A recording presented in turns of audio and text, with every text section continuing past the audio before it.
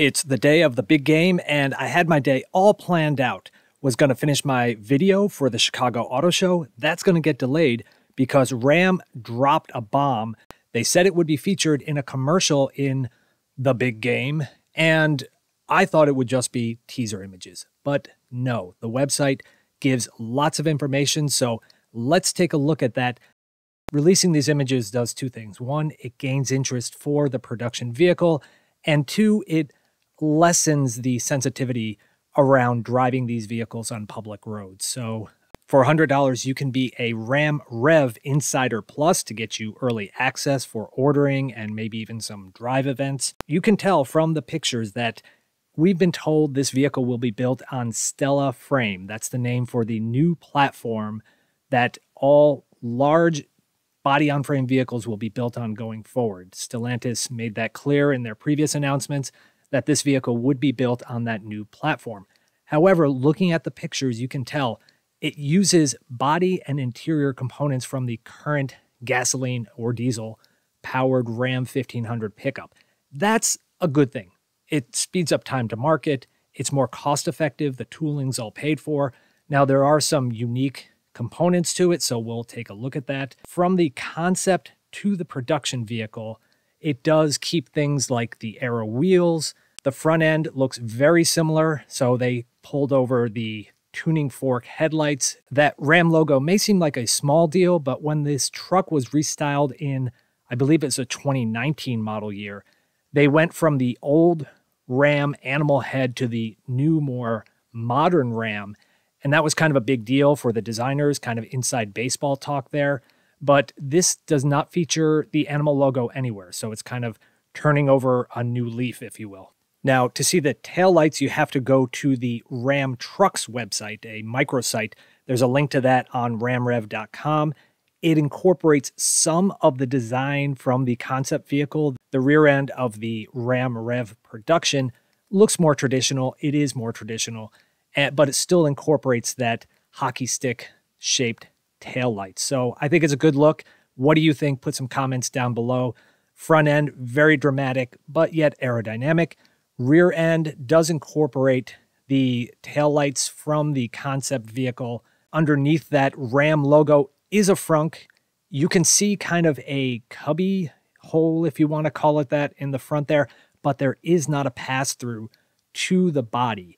So in the concept, that was something talked about prominently, that you could slide long loads into the frunk to get longer loads from the rear of the bed to the very front of the frunk. But that's difficult to do in a carryover body. And Ram was clear. So Mike Koval, the CEO of Ram, said that the concept vehicle is a roadmap for where they want to go. But not everything in that concept truck will make production. So what else didn't make production? It doesn't have a mid-gate like the old Chevy Avalanche or the upcoming Silverado EV. Again, that's a major architecture change to the body. They weren't able to do that. It doesn't have the saloon doors. Some people call them suicide doors.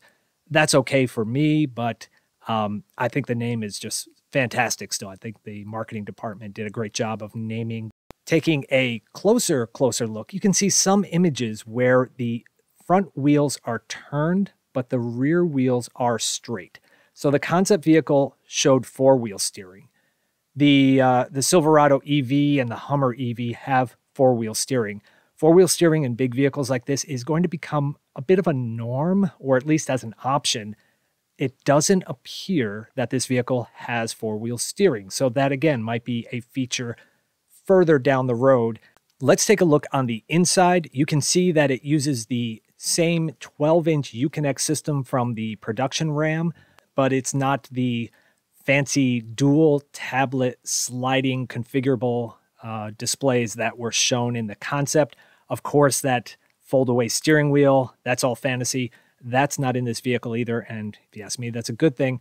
One thing you can barely see in some of the images, it does show a passenger display, so Jeep is offering passenger displays. That is something, you know, Stellantis, the former Fiat Chrysler, the former Chrysler, They've figured that out for other vehicles, so this truck will have that too. You can also see some of the apps. So there is off-road pages, there are drive modes. I originally thought that said game modes, like it was when you're parked charging, you could be gaming, but it's drive mode. So off-road, aero, it might lower the suspension, things like that. I should note too that the images of this vehicle, it does have a very low ride height for a pickup truck. For an electric vehicle, that's important. Aero is very important. It's very sensitive to range. The aero wheels help with that too. So this does seem to be a lower riding truck. On another image in the interior, you can see screens that show the powering option, using the power of the vehicle to do things like tailgating, powering appliances, or on a work site. There's V to H, which is vehicle to home. So in a blackout, you can use your Ram 1500 Rev to power portions or the entire house. So that's an option that requires some additional equipment to be installed in your house, but it is an option that they talked about for the concept vehicle. Then there's a V to V, vehicle to vehicle. If you and some friend at a tailgating and the friend's car needs a little bit more energy to get home, you can use your Ram Rev to charge their electric vehicle. So those are some of the options. One that's not shown is V to G, that's vehicle to grid. They did mention that in the concept, but that might be something further down the road on their roadmap.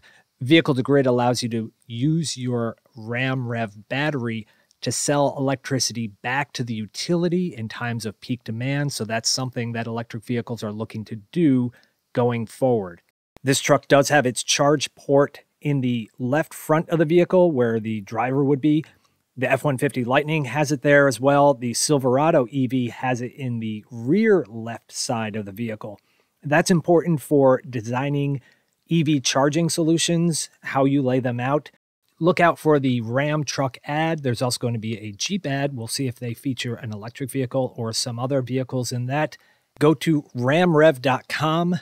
Look in the top. You can see a link that will take you to ramtrucks.com for additional information about the production Ram 1500 Rev.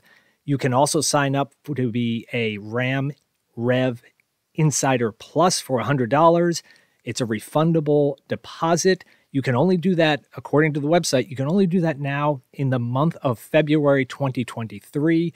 After that, I assume they'll close it out, and they want to be able to talk about to the media all the signups that they got and how much demand there is for this truck. So if you're interested, go to the website, look for that ad in the Super Bowl. Thank you for watching this video.